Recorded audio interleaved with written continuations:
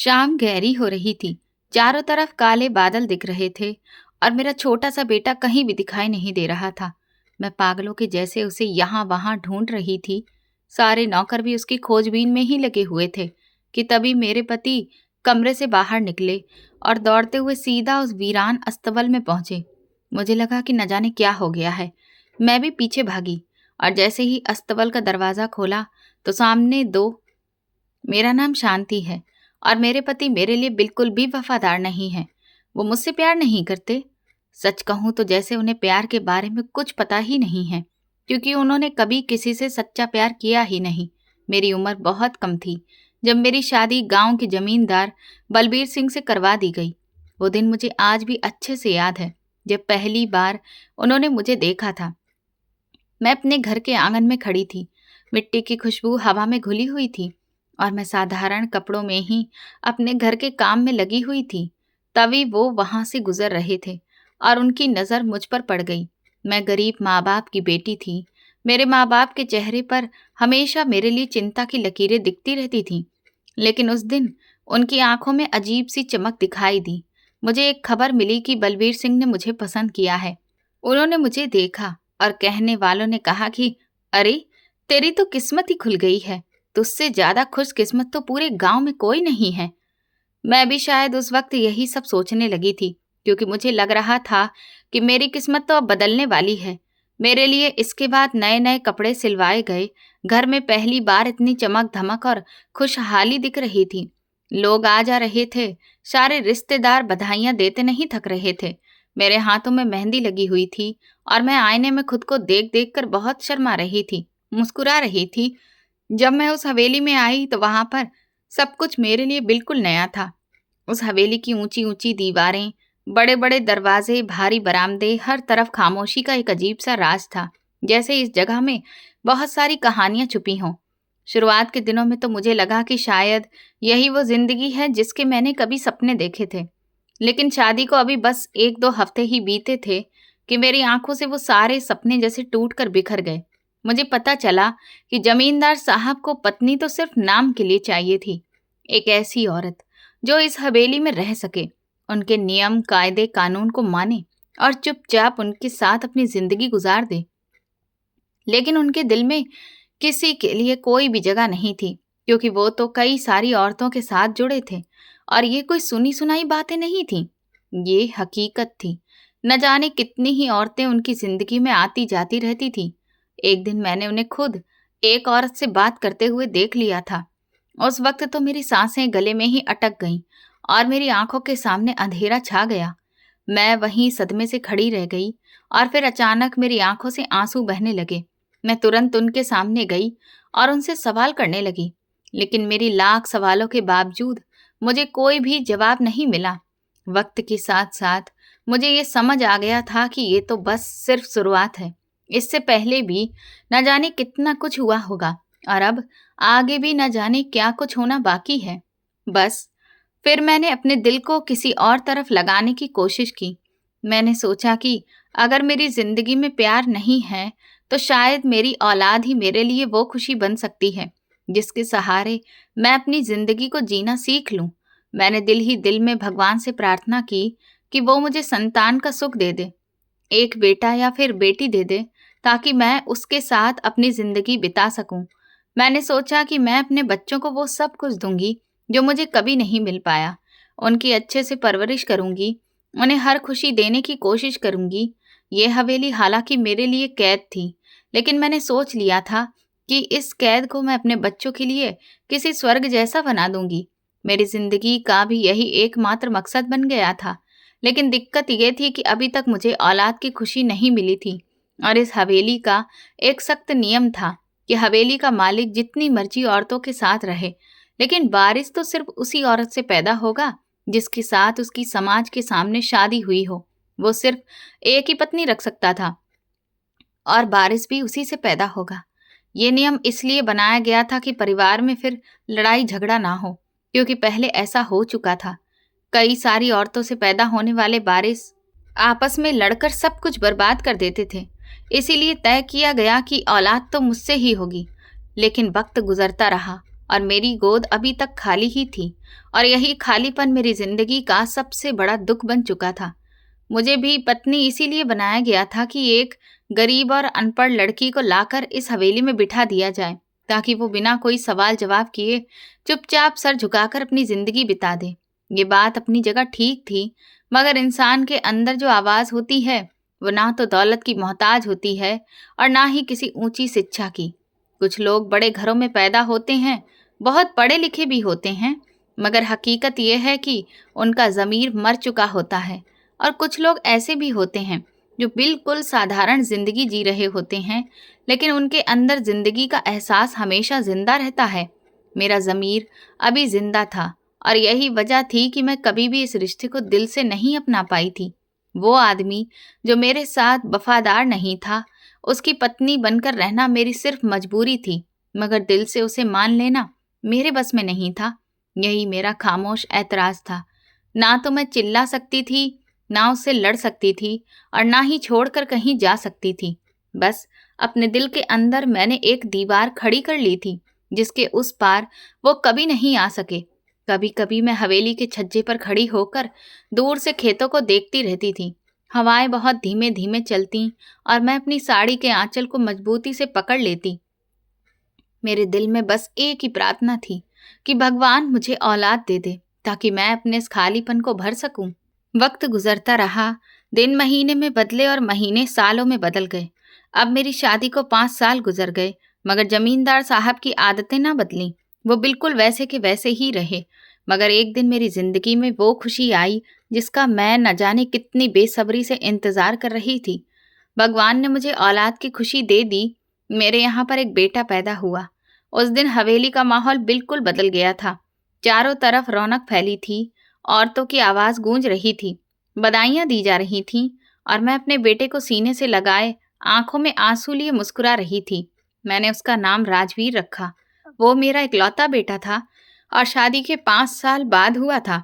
ऊपर से वो खानदान का वारिस भी था, इसलिए उसका खास तौर पर ख्याल रखा जाता था। मगर मेरे लिए वो सिर्फ एक वारिस नहीं था, वो तो मेरी जिंदगी का एकमात्र सहारा था, मेरे अकेलेपन का साथी था।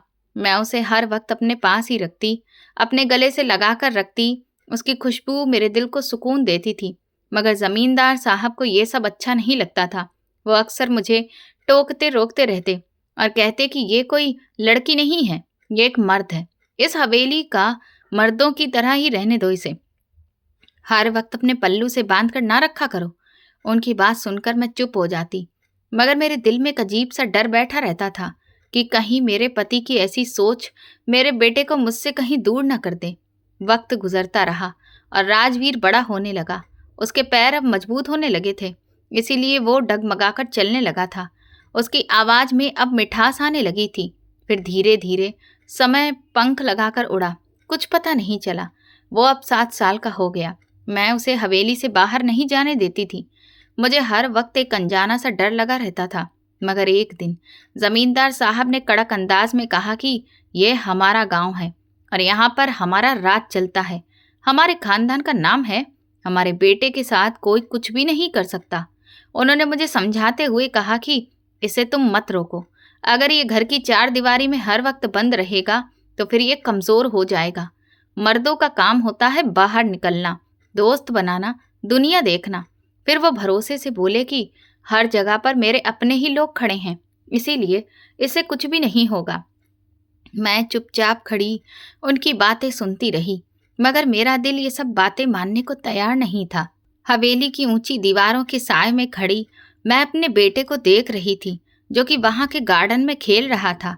मुझे ऐसा लग रहा था कि जैसे ये दीवारें भी उसे मुझसे दूर ले जाने की तैयारी कर रही हैं। मैं अपने बेटे को बचाना चाहती थी, मगर जमींदार साहब का अंदाज हमेशा ऐसा होता था कि उनके सामने किसी की एक भी नहीं चलती थी। वो जो भी कह देते थे वही इस हवेली का कानून बन जाता था और फिर सबको उसे मानना पड़ता था। मैंने कई बार राजवीर को अपने पास बिठाकर उसके बालों में हाथ फेर कर उसे समझाती कि बेटा ज्यादा बाहर मत जाया करो, मगर वो मासूम बच्चा प्यारी सी मुस्कुराहट के साथ मेरी बात सुनता और फिर अगले ही दिन दरवाजे से बाहर की तरफ देखने लगता, जैसे बाहर की दुनिया उसे आवाज दे रही हो। एक दिन दोपहर का वक्त था। सूरज काफी तेज था। हवेली के आंगन में हल्की सी खामोशी फैली थी।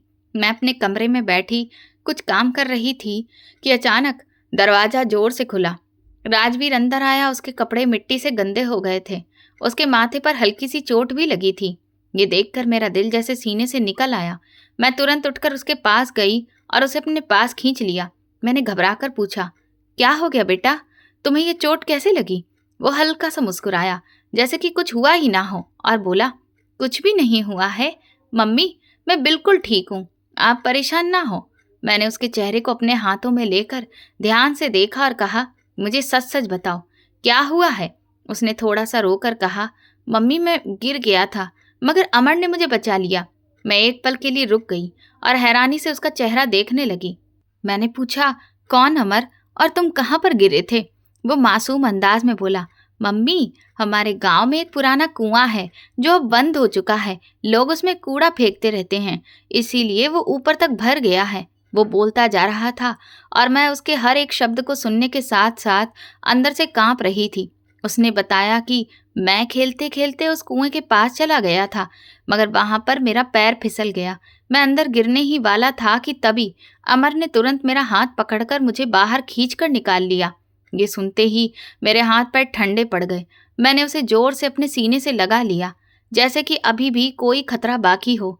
मेरे दिमाग में उसने जो भी कुछ बताया, वो कुआं और वो सब चीजें, वो पूरा नजारा एक एक करके खुद एकदम सच बनकर आंखों के सामने घूमने लगा। एक पुराना वीरान सा कुआं, उसके आसपास झाड़ियां होंगी जिसमें कूड़ा भरा होगा और बदबू फैली होगी, और उसके किनारे मेरा नन्हा सा छोटा सा बेटा खड़ा होगा। मैं डर के मारे आंखें बंद कर चुकी थी और गहरी सांस ली। उस दिन के बाद अमर का नाम मेरे दिल में बस गया था। मैंने राजवीर से कहा कि मुझे अमर से जरूर मिलवाना। अगले दिन जब वो आया तो मैंने उस बच्चे को देखा। वो बिल्कुल साधारण कपड़े पहने था। उसके चेहरे पर एक मासूम सी सादगी थी और आंखों में मासूमियत थी, और उसके अंदाज में कोई भी बनावट नहीं थी। उसका नाम अमर था। मैंने उसके सिर पर हाथ रखा और उसे आशीर्वाद दिया। मेरे दिल में उसके लिए एक अजीब सा प्यार पैदा हो गया था, जैसे कि वो मेरा अपना ही बेटा हो। मैंने उसे अपने पास बिठाया और उसको खूब लाड़ प्यार दिया, जिससे वो शर्माकर अपना सिर झुका लिया। उस दिन के बाद मैंने राजवीर को समझाया कि अगर तुम्हें खेलना है तो हवेली के अंदर खेला करो, ताकि मैं तुम्हें अपनी आंखों के सामने रख सकूं। मैंने उससे कहा कि मुझे बहुत डर लगता है बाहर की दुनिया से। तुम अभी छोटे हो, तो अगर तुम्हें कुछ हो गया तो फिर मैं जिंदा नहीं रह पाऊंगी। राजवीर ने मेरी बात ध्यान से सुनी और फिर उसने धीरे से सिर हिला दिया। इसके बाद उसने अपनी आदत बदल ली। अब वो हवेली के अंदर ही खेलता, बड़े से आंगन में, कभी पेड़ के नीचे तो कभी बगीचे के पास में, और उसके साथ में अमर भी होता था। दोनों के हंसने की आवाजें हवेली में गूंजती थीं और मुझे ऐसा लगता था कि जैसे सुनसान जगह में एक बार फिर से जान लौट आई हो। कभी कभार वो दोनों हवेली से थोड़ा बाहर निकल जाते थे, मगर ज्यादा दूर नहीं जाते थे, जैसे कि उन्हें मेरी फिक्र का बहुत अच्छे से एहसास होता था। अमर का अंदाज हमेशा गंभीर होता था। वो खेलते हुए भी राजवीर का अच्छे से ख्याल रखता था। अगर वो तेज भागता तो अमर उसे रोक देता। अगर वो कहीं पर चढ़ने की कोशिश करता तो अमर उसके पास खड़ा हो जाता। मैं दूर खड़ी उन दोनों को देखती रहती थी। मेरे दिल में एक सुकून सा भर जाता था। मुझे उस बच्चे पर एक अजीब सा भरोसा हो गया था। मुझे लगता था कि अगर ये मेरे बेटे के साथ है तो फिर मेरा बेटा पूरी तरह से सुरक्षित है। वो खुद भी राजवीर की उम्र का ही था, मगर कद काठी में उससे मजबूत था। उसके हाथ काफी ताकतवर थे। उसके कदम मजबूती से जमीन पर पड़ते थे। शायद उसकी जिंदगी ने उसे जल्दी ही बड़ा बना दिया था। मैंने कभी जमींदार साहब को नहीं बताया कि राजवीर की दोस्ती अमर से है। मैं जानती थी कि अगर उन्हें पता चल गया तो वो इस बात को भी एक नया मुद्दा बनाकर खड़ा कर देंगे। वो कहेंगे कि किसी अच्छी बिरादरी के लड़के से दोस्ती क्यों नहीं की। मगर मेरे सामने ये सारी बातें बिल्कुल बेकार और बकवास थीं। मेरे लिए सिर्फ जरूरी ये था कि वो बच्चा मेरे बेटे की जान बचा चुका था और वो उसका सच्चा दोस्त था। मैं अक्सर शाम के वक्त आंगन में खड़ी होकर दोनों को खेलते देखती। सूरज ढल रहा होता, हवा में ठंडक आ जाती और दोनों बच्चे अपनी ही खेल की दुनिया में खोए हुए होते। मैं दिल ही दिल में प्रार्थना करती कि ये दोस्ती हमेशा कायम रहे, क्योंकि मुझे लगता था कि अमर सिर्फ एक दोस्त नहीं बल्कि मेरे बेटे का रखवाला भी है। हर वक्त मेरे दिल को एक अजीब सा डर लगा रहता था। ये कोई वहम नहीं था, ये एक माँ का डर था जो हर पल मेरे अंदर पनप रहा था। मैं अक्सर रात के वक्त उठकर बैठ जाती और अपने बेटे को सोते हुए देखती। उसके चेहरे पर मासूमियत होती और मैं उसके माथे को चूमकर दोबारा से आंखें बंद कर लेती, मगर नींद फिर भी मुझे ठीक से नहीं आती थी। मैं सोचती रहती थी कि जो कुछ भी जमींदार साहब ने लोगों के साथ किया है, कहीं उसका असर मेरे बेटे की जिंदगी पर ना आ जाए, कहीं उनके किए हुए पापों का साया मेरे राजवीर पर ना पड़ जाए। ये ख्याल मुझे अंदर से हिला देता था। मैं जानती थी कि जमींदार साहब ने बहुत सारे लोगों के दिल को दुखा दिया है। वो अपनी ताकत, अपने मुकाम के नशे में ऐसे डूबे हुए थे कि उन्हें कभी किसी की तकलीफ दिखाई ही नहीं देती थी। गांव के गरीब लोग जब उनके सामने आते तो वो उनसे बहुत ही बुरे और बेइज्जती भरे अंदाज में बात करते और उन पर बिना बात अपना रौब झाड़ते, उनकी मजबूरी का फायदा उठाते। मैंने कई बार हवेली के बाहर खड़े किसानों को देखा था, जिनके सिर उनके आगे झुके हुए थे। उनकी आंखों में बेबसी होती थी। वह हाथ बांधे खड़े रहते थे और जमींदार साहब उनसे ऐसे बात करते थे जैसे कि वो इंसान ही नहीं हैं। उनके अंदाज में सख्ती होती थी, उनके शब्दों में घमंड होता था। और सिर्फ यही नहीं, वो औरतों के साथ भी ऐसा ही सुलूक करते थे। हर औरत पर उनकी वही नज़र होती थी, चाहे वो किसी की पत्नी हो या बेटी, उन्हें तो कोई फर्क ही नहीं पड़ता था। मैंने खुद सुना था कि उन्होंने 2-3 औरतों के साथ चुपचाप शादी भी की और फिर कुछ समय के बाद उन्हें तलाक भी दे दिया, और ना जाने कितनी ही औरतों के साथ वो इसी तरह से वक्त गुजार चुके थे, जिसका कोई भी हिसाब नहीं था। ये सब कुछ सोचकर मेरे दिल में एक अजीब सा डर पैदा हो जाता था। मैं सोचती थी कि जब इंसान लगातार पाप करता रहता है तो उसके दिल में कोई डर नहीं रहता और वो बिल्कुल बेधड़क हो जाता है। फिर वो और भी ऐसे ऐसे काम करने लगता है जो कि पहले उसने कभी सोचे भी नहीं होते हैं। फिर एक वक्त आता है जब वो खुद भी समझ नहीं पाता कि वो इतना गिरा हुआ और जालिम कैसे बन गया। वो जुल्म को जुल्म नहीं समझता, वो तकलीफ को तकलीफ नहीं समझता, वो बस अपनी ताकत के नशे में चूर रहता है। और यही सब कुछ मैं अपने पति में भी देख रही थी। वो एक ऐसे मुकाम पर पहुंच चुके थे जहां पर उन्हें अपने किए का कोई भी एहसास ही नहीं था, और ये बात मुझे सबसे ज़्यादा डराती थी। मैं जानती थी कि गांव के लोग गरीब हैं, वो मेरे बेटे को नुकसान नहीं पहुंचाएंगे। उनके दिलों में डर है, मजबूरी है, वो किसी के भी बच्चों के साथ बुरा नहीं करेंगे। मुझे लोगों से कोई डर नहीं था। मैं जब भी बाहर की तरफ देखती, दूर से किसी को आते जाते देखती, तो मुझे सुकून होता था। ये सब लोग अपनी अपनी जिंदगी में व्यस्त हैं, मगर जब भी जमींदार साहब की आवाज़ सुनाई देती तो उनके कदमों की आहट करीब आती सुनती तो मेरे दिल की धड़कन तेज हो जाती। मुझे अपने पति से डर लगता था, उनके गुस्से से, उनके फैसलों से, उनकी सोच से। मुझे लगता था कि एक दिन उनके किए हुए कर्मों का कुछ बोझ हमारे अपने घर पर भी पड़ेगा, और उस दिन सबसे ज़्यादा नुकसान मेरे बेटे का होगा। यही डर मेरे साथ हर वक्त रहता था, जैसे कि कोई साया हो जो कभी मेरा पीछा ही नहीं छोड़ता था। फिर एक उड़ती उड़ती खबर हवेली की दीवारों के अंदर मुझे सुनाई देने लगी कि आजकल जमींदार साहब एक बहुत ही अमीर औरत के साथ इश्क के चक्कर में पड़े हैं। शुरू में मुझे लगा कि ये भी वैसा ही किस्सा होगा जैसे कि पहले भी कई सारे किस्से हो चुके हैं, मगर फिर बात तो कुछ और ही निकली। वो औरत खूबसूरत जरूर थी, मगर जवान नहीं थी। वो जमींदार साहब की उम्र की ही थी। उसमें कोई ऐसी बात नहीं थी कि कोई सिर्फ उसकी खूबसूरती पर दीवाना हो जाए। असली बात उसकी दौलत थी, क्योंकि वो बहुत अमीर औरत थी। शहर में उसके बहुत सारे बड़े बड़े बिजनेस थे, उसके पास पैसा था, वो बहुत रसूख वाली औरत थी, और यही सब कुछ जमींदार साहब को अपनी तरफ खींच रहा था। अब उनका शौक बदल चुका था। गांव की जमीनों से कमाई के बाद वो शहर की जमीनों पर भी अपने कदमों की छाप छोड़ना चाहते थे। वो चाहते थे कि उस औरत के साथ मिलकर कोई बड़ा बिजनेस शुरू करें। मैंने कई बार देखती थी कि वो आईने में खुद को देखकर बहुत अच्छे से बनते संवरते थे, अपने कपड़ों का खास ख्याल रखते थे, जैसे किसी को इम्प्रेस करने जा रहे हों। उनके चेहरे पर एक अजीब सी बेकरारी होती थी, जैसे कि वो किसी को खुश करने के लिए बेताब हों। वो उस औरत के पीछे इस तरह से पागल हो चुके थे जैसे कि उसके बिना उनकी पूरी जिंदगी ही अधूरी है। वो उसे किसी भी तरह से खुश कर देना चाहते थे, उसकी हर बात मानना चाहते थे, ताकि वो या तो उनसे अपने रिश्ते को और मजबूत बना ले या फिर अपने बिजनेस में उन्हें शामिल कर ले। मुझे इससे कोई फर्क नहीं पड़ता था। मैं इतने सारे दुख सह चुकी थी कि अब मेरे अंदर और भी कुछ ऐसा महसूस करने की क्षमता ही नहीं बची थी।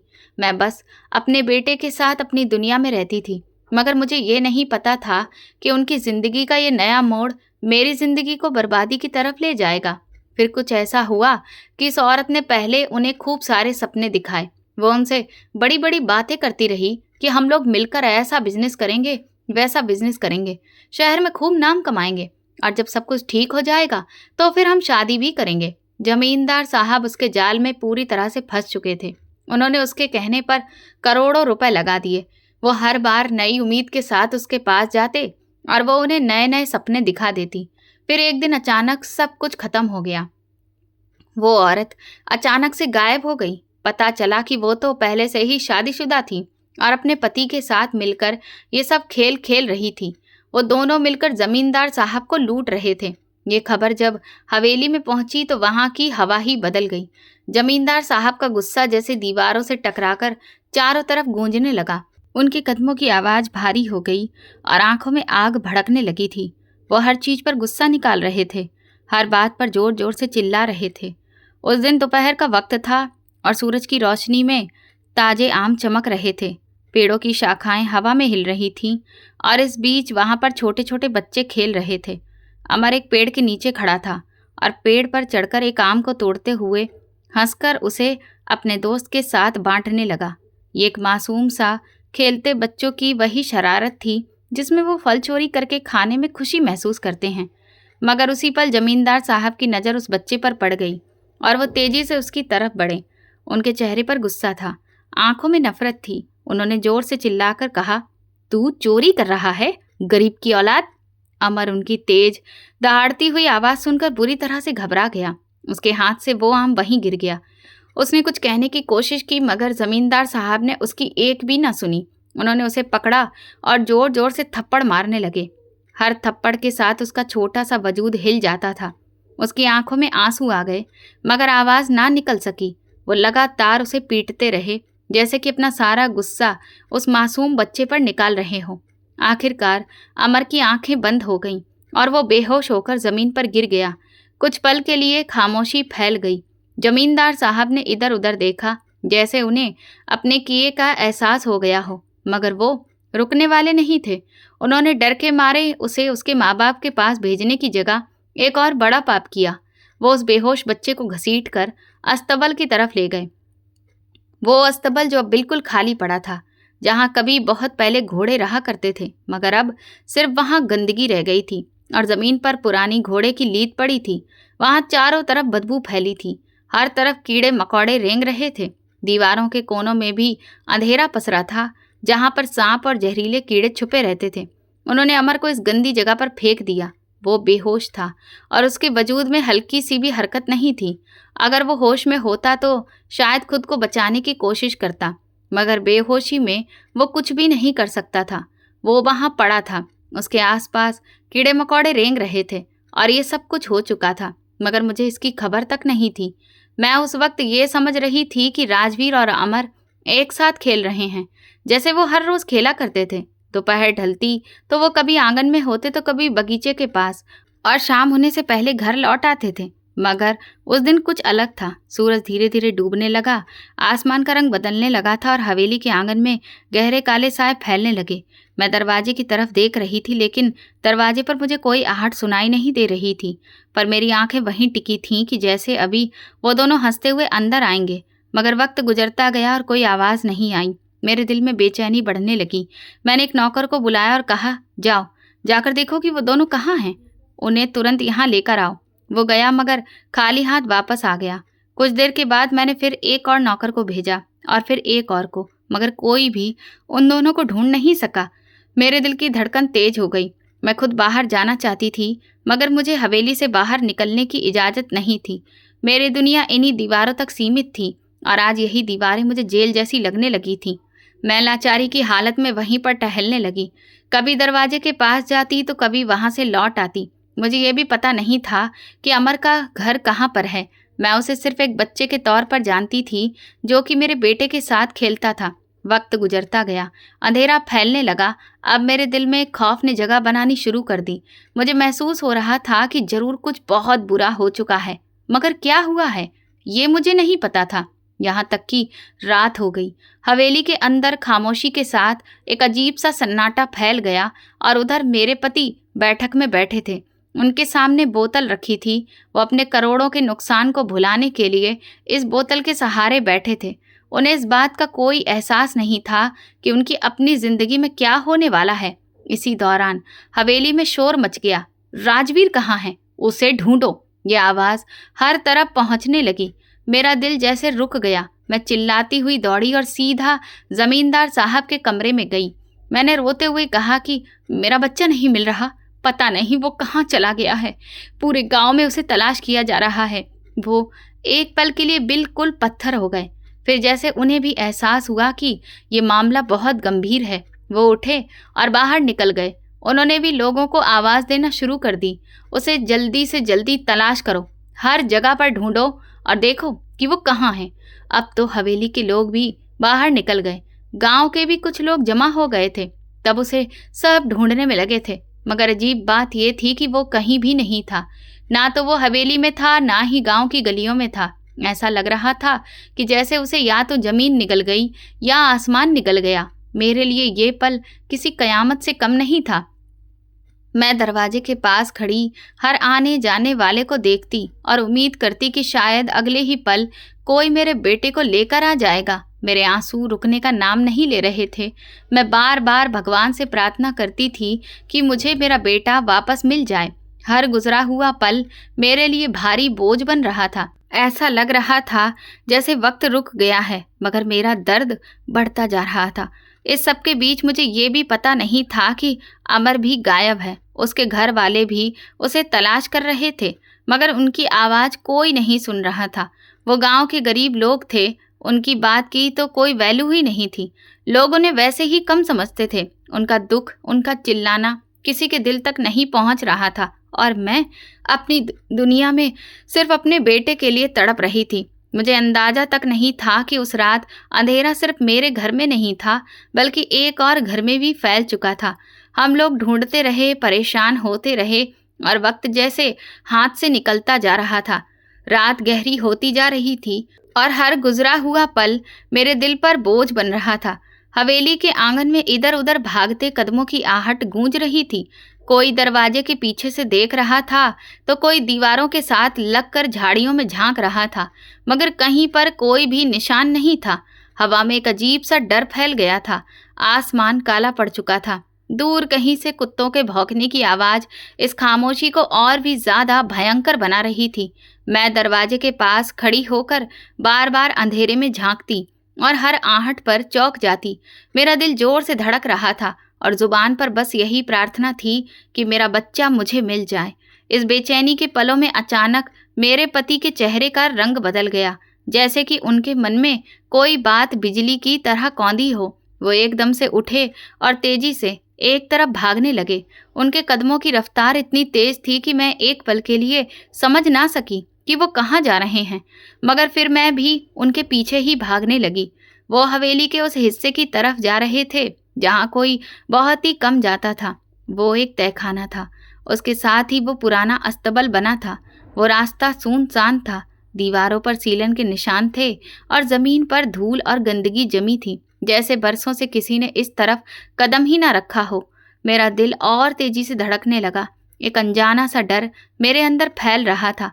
जब हम अस्तबल के दरवाजे के पास पहुंचे तो वहां एक भारी खामोशी पसरी थी। मेरे पति ने दरवाजे को जोर से खोला। दरवाजा चरमराहट के साथ खुला और अंदर से एक तेज बदबू का झोंका बाहर आया। अगले ही पल जो नज़ारा मेरी आंखों के सामने आया, उसने मेरी दुनिया खत्म कर दी। मैं चीखने चिल्लाने लगी। मेरे पति भी एक पल के लिए जैसे पत्थर के बन गए। मेरा राजवीर और अमर दोनों एक ही जगह पर पड़े थे। वो दोनों बिल्कुल खामोश थे, एकदम पत्थर के जैसे। ये देखते ही वक्त वहीं रुक गया। उनके चेहरों पर अब वो जिंदगी नहीं थी, जो कुछ घंटे पहले मैंने देखी थी। मैं लड़खड़ाते हुए आगे बढ़ी और अपने बेटे के पास जाकर बैठ गई। मैंने उसे हिलाया, उसका नाम पुकारा, मगर पलटकर कोई जवाब नहीं आया। मेरी चीखें उस वीरान जगह में गूंजने लगीं। अमर भी वहीं था। उसका छोटा सा शरीर बिना किसी हरकत के पड़ा था। मुझे उस पल समझ नहीं आ रहा था कि ये सब कैसे हो गया। बाद में पता चला कि शायद राजवीर ने अमर की आवाज़ सुनी होगी और वो उसे ढूंढते हुए यहाँ पर आ गया होगा, और अमर को यहाँ कैद करने वाला कोई और नहीं बल्कि मेरा अपना पति ही था। हम दोनों बच्चों को उठाकर जल्दी से बाहर ले गए। कुछ ही देर में वहाँ लोग जमा हो गए।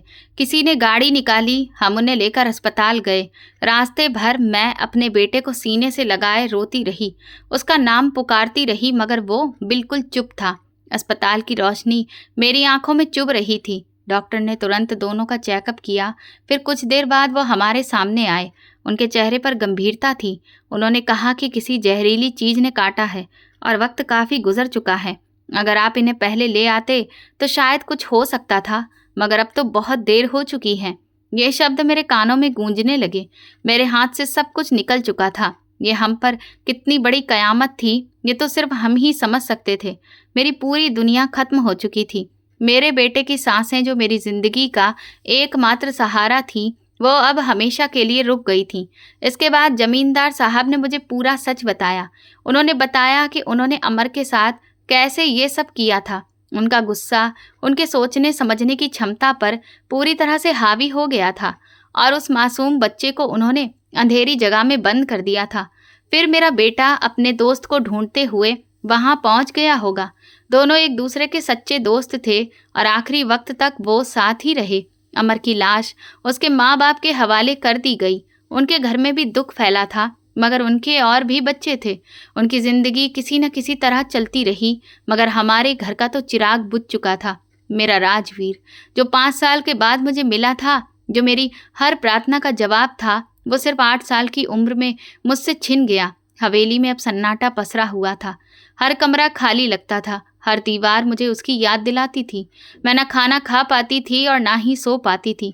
कई दिन तक मुझे कुछ भी होश नहीं रहा। कभी मुझे ज़बरदस्ती खिलाया जाता तो कभी मुझे ड्रिप लगाई जाती, लेकिन मैं बार बार बेहोश हो जाती। जब मुझे होश आता तो मैं फिर से रोना शुरू कर देती। मेरी आवाज़ अब बंद हो चुकी थी, मगर आंसू नहीं रुक रहे थे। ये गम मेरे दिल के लिए सहना बहुत मुश्किल हो गया था। वक्त जैसे रुक गया। दिन हफ्तों में बदले और हफ्ते महीनों में। फिर 8 महीने गुजर गए। तब कहीं जाकर मैंने अपने कमरे से बाहर कदम रखा। मेरी चाल कमज़ोर हो चुकी थी, लेकिन मैंने खुद को संभालने की कोशिश की।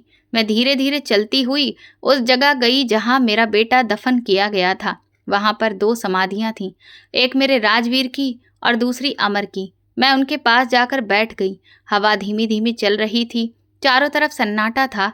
मैं उनसे बातें करने लगी जैसे कि वो सुन रहे हों। मैं अपने बेटे को याद करती, उसके खूबसूरत बालों को याद करती, उसकी हंसी को याद करती, और अमर को भी याद करती, जिसने आखिरी वक्त तक मेरे बेटे का साथ नहीं छोड़ा।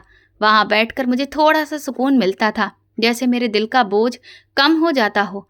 मैं घंटों वहाँ बैठी रहती, फिर चुपचाप वापस आ जाती। अब मेरी जिंदगी का हर दिन इन्हीं यादों के साए में गुजर रहा था। मेरे पति ने अपने सारे पापों को मान लिया, मगर मेरे दिल में जो आग जल रही थी वो किसी भी पश्चाताप से ठंडी नहीं हो सकती थी। वो मेरे सामने खड़ा था। उसकी आवाज़ अब बहुत कमज़ोर थी। उसके चेहरे पर पछतावा था, मगर मेरे अंदर सब कुछ टूट चुका था। मैंने उसकी आंखों में देखकर कहा कि मैं तुम्हें माफ़ नहीं कर सकती। वो कुछ देर चुप रहा, फिर बोला, अगर तुम मुझे माफ़ नहीं करोगी तो भगवान भी मुझे माफ़ नहीं करेगा। मैंने बिना किसी हिचकिचाहट के जवाब दिया, यही तो मैं चाहती हूँ कि तुम्हें भगवान भी कभी माफ़ ना करे। ये शब्द कहते हुए मेरे दिल में कोई भी दया नहीं थी, ना ही कोई घबराहट। मेरा सब्र जवाब दे चुका था, और इसके जिम्मेदार वो आदमी खुद था। उसके बाद मेरे और उसके बीच हर रिश्ता खत्म हो गया। मैं उसी हवेली में रही, मगर सिर्फ इसलिए क्योंकि यहाँ मेरे बेटे की यादें बसी थीं। हर कमरा, हर दीवार, हर दरवाज़ा मुझे उसकी याद दिलाता था।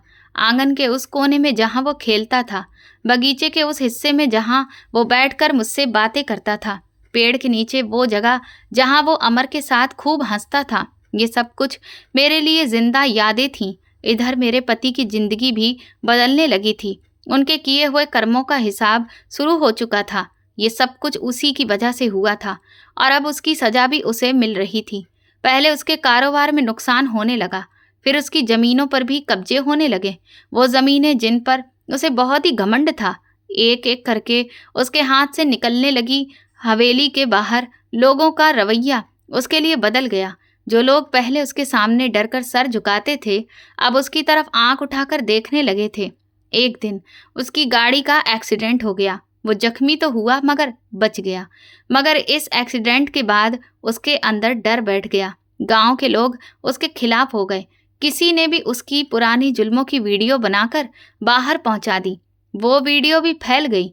लोग उसके बारे में बातें करने लगे। उसकी पुरानी करतूतें अब सामने आने लगी थी। वो चारों तरफ से घिरता जा रहा था। हर दिन उसके लिए एक नई मुसीबत लेकर आता था। मैं ये सब देख रही थी मगर मेरे दिल में उसके लिए कोई हमदर्दी नहीं थी। मैं बस चुपचाप अपनी जिंदगी बिता रही थी। मेरा दुख वैसे का वैसा ही था। फिर कुछ साल बीत गए लेकिन मेरे जख्म ताज़ा थे। मैं रोज अपने बेटे की समाधि पर जाती, कभी सुबह तो कभी शाम। मैं वहां पहुंचती, मिट्टी पर हाथ फेरती और धीरे धीरे उससे बातें भी करती और कभी कभी खामोश बैठी रहती। कभी मैं आंखें बंद करके उसे और उसकी आवाज़ को याद करने की कोशिश करती। मेरे आंसू वही मिट्टी में समा जाते लेकिन मेरे दिल का बोझ कभी कम न होता। वो जगह अब मेरे लिए सुकून बन चुकी थी। इधर जमींदार दिन पर दिन कमजोर होता जा रहा था। उसके चेहरे का घमंड खत्म हो चुका था। आंखों में अब डर और थकान आ गई थी। एक दिन हवेली में खामोशी फैली थी। खबर आई कि वो नहीं रहे। कहते हैं कि वो ये सब बर्दाश्त ही नहीं कर सके। उनके अंदर जो बोझ था वो उन्हें ले डूबा और वो इस दुनिया से चले गए। मैंने जब ये खबर सुनी तो मेरे दिल में कोई हलचल पैदा नहीं हुई, ना तो आंसू निकले और ना ही कोई दुख महसूस हुआ, क्योंकि मेरे लिए तो वो इंसान पहले ही खत्म हो चुका था। अब हवेली के सारे मामले मेरे हाथ में आ गए थे। मैंने पहली बार इस हवेली में अपने कदमों को महसूस किया, जैसे कि ये जगह वाकई में मेरी हो। मैंने सोचा कि मैं वो सब नहीं करूंगी जो वो करता था। मैं लोगों पर जुल्म नहीं करूंगी, मैं उनका ख्याल रखूंगी। मैंने गांव के लोगों को बुलाया, उनसे प्यार से बात की, उनकी परेशानियां, दिक्कतें सुनी। लोग हैरान थे मगर धीरे धीरे उनके चेहरे पर मेरे लिए भरोसा बढ़ने लगा था। मैंने जो कुछ बचा था उसे संभालने की कोशिश की। हवेली अभी भी खड़ी थी। हवेली में अभी भी वही हवा चलती थी मगर अब उसमें एक नई और सुकून भरी खामोशी थी। अब मेरी इतनी आमदनी हो जाती थी कि उससे ठीक से गुजारा हो पाए। मैंने सोचा कि बाकी जिंदगी भी मैं इसी तरह से गुजार लूंगी, सादगी के साथ और खामोशी से, अपने बेटे की यादों के साथ। हर दिन की शुरुआत मैं बेटे की यादों के साथ ही करती और उसके ख्यालों से ही दिन का अंत भी करती। यही मेरी जिंदगी बन चुकी थी। मुझे पता है कि भगवान ने मेरे पति को सजा दी, मगर ये भी सच है कि उसके कर्मों का हिसाब सिर्फ उसने नहीं बल्कि हम सब ने चुकाया था। मैं अक्सर यही सोचती हूँ कि मेरे हिस्से में ये सब आखिर क्यों आया, जबकि मैंने तो कुछ भी नहीं किया। मैंने क्या ऐसा किया था कि मुझे अपनी ज़िंदगी में ये दिन देखना पड़े? लेकिन शायद ऐसे इंसान से जुड़ना ही मेरी सबसे बड़ी भूल थी। मैं जब कमरे में अकेले बैठती हूँ तो दीवारों को देखते देखते ख्यालों में खो जाती हूँ। मेरे दिल का खालीपन कभी नहीं भरता। मुझे अपने बेटे की बहुत याद आती है। उसकी छोटी छोटी शरारतें मेरे दिल में जिंदा हैं। और अजीब बात यह है कि अमर की भी याद मुझे उतनी ही आती है। मैं अक्सर अब अमर के घर चली जाती हूँ। वो गांव के कोने में एक साधारण से घर में रहता था, मिट्टी की दीवारें और छोटा सा आंगन। जब मैं वहां पहुंचती हूँ तो मुझे सुकून मिलता है, जैसे कि मेरे दिल का कुछ बोझ हल्का हो जाता हो। जब भी मैं वहां जाती हूँ तो अमर की माँ अपने काम में लगी होती हैं और बाकी बच्चे इधर उधर खेल रहे होते हैं, मगर उनके चेहरे पर वो चमक नहीं होती जो एक बच्चे के चेहरे पर होनी चाहिए। मुझे आज भी अफसोस होता है जो कुछ मेरे पति ने अमर के साथ किया था, वो कितना बेरहम था। मैंने देखा था कि उसके घर में बच्चे ज़्यादा थे, जिस वजह से उनमें से किसी एक पर पूरा ध्यान देना मुमकिन नहीं था। उन्हें कई बार ठीक से खाना भी नहीं मिलता था। मैंने अमर को भी देखा था, जब कभी भी कहीं पर खाना होता तो वो चुपचाप अपनी बारी का इंतज़ार करता था। उसकी ज़िंदगी में कितनी कमियां थीं, लेकिन फिर भी वो हमेशा खुश रहता था। जब भी वो मेरे बेटे के साथ खेलने आता था तो मेरी तारीफ करता था, कहता था कि आप बहुत अच्छी हैं और राजवीर बहुत खुश नसीब है। ये बातें मेरे दिल को और ज़्यादा चीरती थीं। मेरे लिए वो दोनों एक जैसे ही हैं। अब हवेली के दरवाजे पर अक्सर लोग आते हैं, कोई कर्जा मांगने आता है तो कोई मदद की उम्मीद लेकर आता है। मैं उनकी बात सुनती हूँ। एक दिन एक औरत आई। वो कहने लगी कि वो मेरे पति की पत्नी रही है, उसे भी प्रॉपर्टी में हिस्सा चाहिए। मैंने उसकी आंखों में देखकर कहा कि इस तरह के गैर कानूनी रिश्तों का हमारी जायदाद में कोई हिस्सा नहीं होता। वो कुछ देर खड़ी रही, फिर चली गई। एक और लड़की आई। उसके चेहरे पर गुस्सा था। वो कहने लगी कि उसके साथ गलत हुआ है और वो बद्दुआ देने आई है। मैंने उसे देखा और कहा कि बद्दुआ तो बहुत पहले ही लग चुकी है तुम्हारी, अब तुम्हारी जरूरत नहीं बची। ये सुनकर वो चुप हो गई। मैं सोचती हूँ कि मेरा पति ऐसा क्यों था? उसने इतने पाप कैसे कर लिए? क्या उसे कभी शर्म भी नहीं आई? क्या उसे कभी एहसास नहीं हुआ कि वो गलत कर रहा है? इंसान जब गलत रास्ते पर चलता है तो शुरू में उसे सब कुछ सामान्य लगता है और फिर वो इसका आदी हो जाता है। फिर एक वक्त आता है जब वो खुद को रोक नहीं पाता और आखिर में वो उस मोड़ तक पहुंच जाता है जहां से वापसी मुमकिन नहीं होती। ये कहानी एक औरत के टूटे हुए सपनों, एक माँ के डर और एक इंसान के घमंड की सजा की कहानी है। शांति को शादी में प्यार नहीं मिला, लेकिन उसने अपनी सारी दुनिया अपने बेटे में बसाई। अमर जैसा गरीब बच्चा दिखाता है कि सच्चाई और इंसानियत पैसे से बड़ी होती है, लेकिन जमींदार के घमंड और गुस्से ने 2 मासूम बच्चों की जान ले ली। इस कहानी का सबसे गहरा सच यही है कि इंसान के बुरे कर्मों की सजा सिर्फ उसे नहीं बल्कि उसके अपनों को भी भुगतनी पड़ती है। पछतावा तब आता है जब सब कुछ खत्म हो चुका होता है। तो दोस्तों, आप किस शहर से हमारी कहानी सुन रहे हैं और आपको ये कहानी पसंद आई हो तो प्लीज़ कमेंट करके ज़रूर बताएं। इस वीडियो को लाइक करें, ज़्यादा से ज़्यादा शेयर करें और हाइप भी दें। साथ ही चैनल को सब्सक्राइब करना ना भूलें। और अगर आपको मेरी मेहनत पसंद आई हो तो मुझे सुपर थैंक्स देकर अपना प्यार और सपोर्ट ज़रूर दिखाएं, ताकि मैं आपके लिए ऐसी ही शानदार कहानियाँ लाती रहूं। ये कहानी पूरी तरह से काल्पनिक है। इसमें दिखाए गए सभी पात्र, घटनाएं और स्थान केवल मनोरंजन और सामाजिक संदेश देने के उद्देश्य से लिखे गए हैं। इस कहानी का मकसद किसी व्यक्ति, समाज, वर्ग या समुदाय की भावनाओं को ठेस पहुंचाना नहीं है। कहानी में दर्शाए गए विचार और घटनाएं केवल एक संदेश देने के लिए हैं कि इंसान के कर्मों का असर सिर्फ उसी तक सीमित नहीं रहता, बल्कि उसके आसपास के लोगों पर भी पड़ता है। किसी भी तरह की समानता वास्तविक जीवन से मात्र एक संयोग मानी जाए। धन्यवाद।